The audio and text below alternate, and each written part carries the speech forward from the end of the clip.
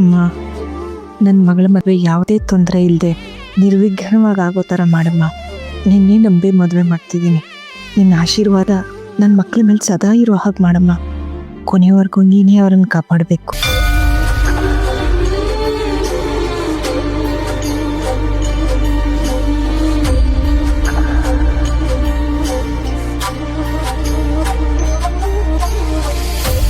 ಇದಕ್ಕೆಲ್ಲ ಕಾರಣ ನೀವೇ ಅಣ್ಣ. ನೀವು ಹಿಂದೆ ಹೋಗಿದ್ರೆ ಇದೆಲ್ಲ ಸಾಧ್ಯನೇ ಆಗ್ತಾ ಇರಲಿಲ್ಲ. ನಾನು ಯಾವತ್ತಿದ್ರೂ ನಿಮಗೆ ಋಣಿಯಾಗಿರ್ತೀನಿ. ಆಯ್ತು ಎಲ್ಲ ಭಗವಂತನ ಇಚ್ಛೆ. ಅವನು ಹುಟ್ಟುವಾಗಲೇ ಎಲ್ಲ ಬರೆದು ಕಳಿಸಿರ್ತಾನೆ. ನಾವು ನೆಪ ಮಾತ್ರ ಅಷ್ಟೇ. ಅಣ್ಣ, ಇಲ್ಲಿಗೆ ನಿಮ್ಮ ಕೆಲಸ ಮುಗೀತು ಅಂತ ತಿಳ್ಕೊಬೇಡಿ. ಇನ್ನೂ ಇಬ್ಬರು ಇದ್ದಾರೆ. ಲಕ್ಷ್ಮಿ ಹಾಗೇನೆ ಅವ್ರ ಹಣೆಯಲ್ಲಿ ಬರೆದಿರೋ ಹುಡುಗನ್ನ ನೀವೇ ತಂದು ಗಂಟು ಹಾಕ್ಬೇಕು.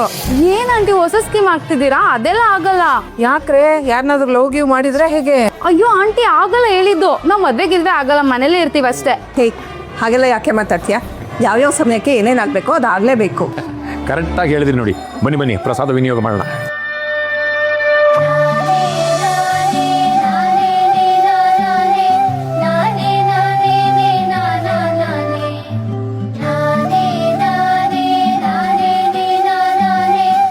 ಸುಭದ್ರಮ್ಮನವರೇ, ಎಂಥ ಸೌಭಾಗ್ಯ ನೋಡಿ. ದೇವರು ನೀವೇನು ಅನ್ಕೊಳ್ಳೋದೇ ಬೇಡ, ಅವನೇ ಎಲ್ಲ ಮಾಡಿಸ್ತಾನೆ. ನಮಸ್ಕಾರ ಸುಭದ್ರಮ್ಮನವ್ರಿಗೆ. ಅಣ್ಣ ನಮಸ್ಕಾರ. ಹೇಗಿದ್ದೀರಾ? ಚೆನ್ನಾಗಿದ್ದೀರಾ? ಆರೋಗ್ಯವಾಗಿದ್ದೀನಿ. ಇವರು ಮತ್ತೆ ನಮ್ಮ ಯಜಮಾನ್ರು ಮಿಲಿಟರಿನಲ್ಲಿ 10 ವರ್ಷ ಒಟ್ಟಿಗೆ ಕೆಲಸ ಮಾಡಿದ್ದು. ಒಳ್ಳೆ ಸ್ನೇಹಿತರು. ಅವ್ರು ಇರೋವಾಗ ದಿನಕ್ಕೊಂದ್ಸಲನಾದ್ರೂ ನಿಮ್ಮನ್ನು ನೆನೆಸ್ಕೊತಾ ಇದ್ರು. ಏನೋ ಅನ್ನದಾನ ಮಾಡಿಸ್ತಿರೋಂಗಿದೆ. ನನ್ನ ಮಗನ ಮದುವೆ ನಿಶ್ಚಯ ಆಯಿತು. ಒಂದು ಹರಕೆ ಇತ್ತು, ತೀರಿಸ್ತಾ ಇದ್ದೀವಿ. ಸಂತೋಷನಮ್ಮ. ಎಲ್ಲಿ ಮಗಳು? ಅಲ್ಲಿ ಪ್ರಸಾದ ಕೊಡ್ತಾ ಇದ್ದಾಳಲ್ಲ, ಅವಳೇ ನನ್ನ ದೊಡ್ಡ ಮಗಳು. ಅವಳಿಗೆ ಮದುವೆ ನಿಶ್ಚಯ ಆಗಿರೋದು.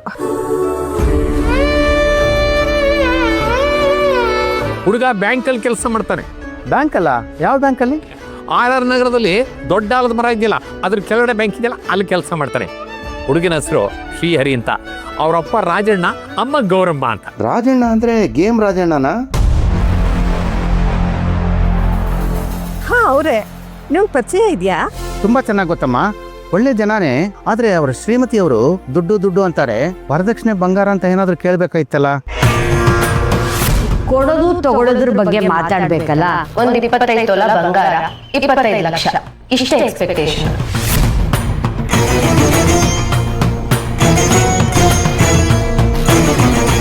ಇಲ್ಲ, ಆ ರೀತಿ ಏನು ಕೇಳಿಲ್ಲ. ಹೌದಾ? ನಿಮ್ಮ ಮಗಳು ಕೊಟ್ಟರೆ ಸಾಕು ಅಂತ ಮಾತ್ರ ಹೇಳಿದ್ದಾರೆ. ಈಗ ಬದಲಾಗಿದ್ದಾರೆ ಅಂತ ಕಾಣುತ್ತೆ. ಅದು ಬಿಟ್ಟರೆ ಒಳ್ಳೆ ಕುಟುಂಬನೇ. ನಾನು ಬರಲ್ಲ ಇನ್ನು.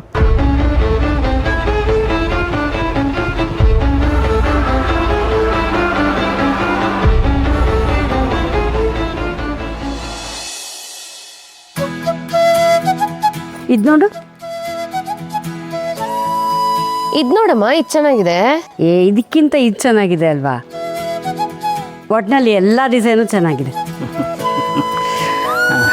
ಈಗ ಹೇಳಿಮ್ಮ, ನಿಮ್ಮ ಸೊಸೆಗೆ ಯಾವ ಥರದ ತಾಳಿ ಬೊಟ್ಟು ಮಾಡಿಕೊಡ್ಬೇಕು ಹೇಳಿ. ಯಾಕೆಂದರೆ ಒಂದೊಂದು ಕುಟುಂಬದಲ್ಲಿ ಒಂದೊಂದು ಸಂಪ್ರದಾಯ ಇರುತ್ತೆ. ನಿಮ್ಮ ಕುಟುಂಬದಲ್ಲಿ ಹೇಗೆ ಸಂಪ್ರದಾಯ ಇದೆಯೋ ಹಾಗೆ ಮಾಡಿಕೊಡ್ತೀನಿ. ಇಂಥದ್ದೇ ಸಂಪ್ರದಾಯದ್ದು ಅಂತ ಏನೂ ಇಲ್ಲ.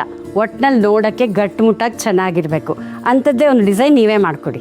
ಹಾಗಾದರೆ ಲೇಟೆಸ್ಟ್ ಡಿಸೈನೇ ಮಾಡಿಕೊಡ್ತೀನಿ. ಮದುವೆ ಮನೆಗೆ ಬಂದವರೆಲ್ಲ ಎಲ್ಲಿ ಮಾಡಿಸಿದ್ರಿ ಅಂತ ಕೇಳಬೇಕು. ಅಂದಹಾಗೆ ಎಷ್ಟು ಗ್ರಾಮ್ ಚಿನ್ನ ಹಾಕಿ ಮಾಡಬೇಕು? ಲೇಟೆಸ್ಟ್ ಡಿಸೈನ್ಗೆ ಕಡಿಮೆ ಚಿನ್ನ ಹಾಕಿ ಮಾಡಿದ್ರೆ ಚೆನ್ನಾಗಿ ಕಾಣೋದಿಲ್ಲ. ಅಯ್ಯೋ, ಇಲ್ಲ, ಜಾಸ್ತಿ ಏನ್ ಬೇಡ. ಒಂದು 2 ಗ್ರಾಮ್ ಬಂಗಾರದಲ್ಲಿ ಮಾಡಿ ಸಾಕು ಅಲ್ವೇನಮ್ಮ?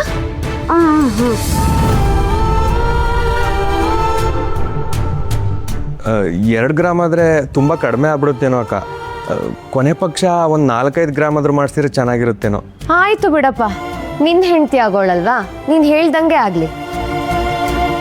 ಆದ್ರೂ ಅಕ್ಕ ಆಗಿ ಒಂದು ಮಾತು ಹೇಳ್ತೀನಿ ಕಣೋ. ಮದ್ವೆಗೆ ಮುಂಚೆ ಮದ್ವೆ ಆಗೋಳ ಬಗ್ಗೆ ಇಷ್ಟೆಲ್ಲ ಯೋಚನೆ ಮಾಡ್ತಿದ್ಯಾ? ಹೀಗೆ ಆದ್ರೆ ಮದ್ವೆ ಬಜೆಟ್ ಎಲ್ಲಿಗೆ ಹೋಗಿ ಮುಟ್ಟುತ್ತೆ ಗೊತ್ತಾ?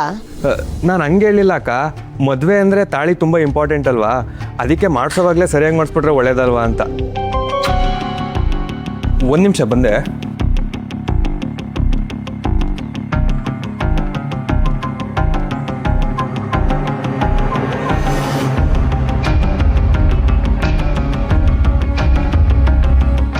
ಇದನ್ನು ಕರಗಿಸಿ ತಾಳಿ ಬೊಟ್ಟಿಗೆ ಹಾಕ್ಬಿಡಿ.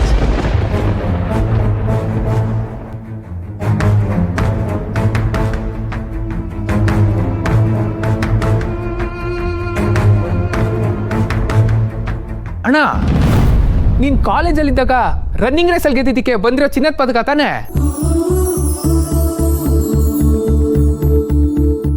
ಏನಣ್ಣ ಗೆದ್ದಿರೋ ಚಿನ್ನದ ಪದಕದಲ್ಲಿ ಅದಕ್ಕೆ ತಾಳಿ ಬೊಟ್ಟು ಮಾಡಿಸ್ತಿದ್ಯಾ? ಇದೇನಾದ್ರೂ ಅದಕ್ಕೆ ಗೊತ್ತಾದ್ರೆ ಹಾರ್ಟ್ ಟಚ್ ಆಗಿ ಫಿದಾ ಆಗೋಗ್ಬಿಡ್ತಾರೆ. ತಾಳಿ ಬೊಟ್ಟಲ್ಲಿ ಸೆಂಟಿಮೆಂಟ್ ಇಟ್ಟಿದ್ಯಲ್ವಣ್ಣ?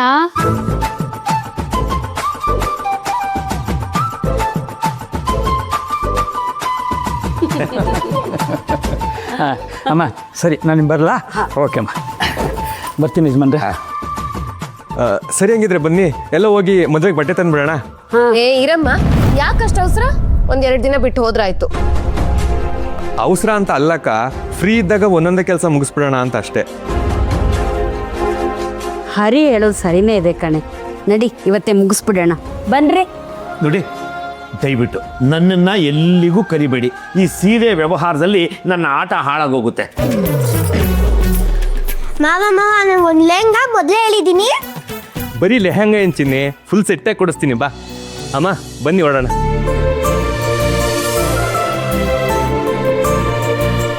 ಅಮ್ಮ, ನೀನು ಮುಂದೆ ಕೂತ್ಕೊಳ್ಳಮ್ಮ.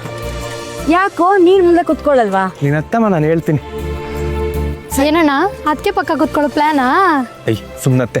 ಸರಿ, ನೀನ್ ಯಾಕೆ ನಿಂತ್ಕೊಂಡೆ? ಬೇಗ ಬೇಗ ಹತ್ತೋ. ಅಮ್ಮ, ನೀವು ಮುಂದೆ ಹೋಗಿರಿ, ನಾನು ಲಕ್ಷ್ಮಿ ಮನೆ ಹೋಗಿ ಅವ್ರನ್ನೂ ಕರ್ಕೊಬಂದ್ಬಿಡ್ತೀನಿ. ಹಾ, ಅವ್ರ ಮನೆಗೆ ನೀನ್ ಯಾಕೆ ಹೋಗಿ ಕರ್ಕೊಂಡ್ ಬರ್ಬೇಕು? ಅವರೇ ಡೈರೆಕ್ಟ್ ಆಗಿ ಬರ್ತಾರೆ. ನೀನ್ ಬಾ, ಹತ್ತು ಬೇಗ. ಪ್ಲಾನ್ ಎಲ್ಲ ಹಾಳಾಯ್ತಲ್ವ ಮಾವ?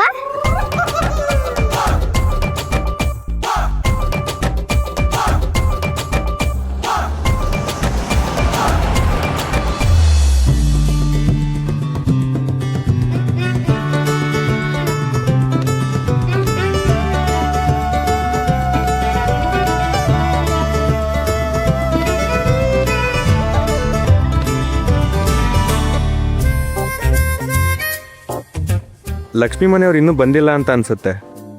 ಯಾಕಪ್ಪ? ಅವ್ರು ಬಂದಿಲ್ಲ ಅಂತಂದ್ರೆ ತಾವು ಶಾಪಿಂಗ್ ಮಾಡಲ್ವೇನೋ? ಹ್ಞೂ ಅಕ್ಕ, ಮದ್ವೆಗೆ ಅದಕ್ಕೆ ತೋರಿಸಿರೋ ಬಟ್ಟೆನೇ ಅಂತ ಹಾಕೋದು ಅಣ್ಣ, ಅಲ್ವಾ ಅಣ್ಣ? ಇಲ್ಲೇ ಮಾತಾಡ್ಕೊಂಡು ನಿಂತ್ರೆ ಆಗಲ್ಲ. ಲಕ್ಷ್ಮಿ ಮನೆಯವ್ರು ಆಲ್ರೆಡಿ ಕಾಯ್ತಿರ್ತಾರೆ. ಬನ್ನಿ. ಅಮ್ಮ ನಾನು ಇವಾಗಲೇ ಹೇಳ್ತಿದ್ದೀನಿ, ನನಗೆ ಯಾವ ಥರ ಬಟ್ಟೆ ಬೇಕೋ ನಾನು ಅದೇ ಥರ ತಗೋತೀನಿ. ನಿನ್ನ ಮತ್ತೆ ಅತ್ತಾಗೋ ಇತ್ತಾಗೋ ಅಂತ ಕಂಡೀಷನ್ ಹಾಕ್ಬಾರ್ದು. ಆಯ್ತಮ್ಮ, ನಡಿ.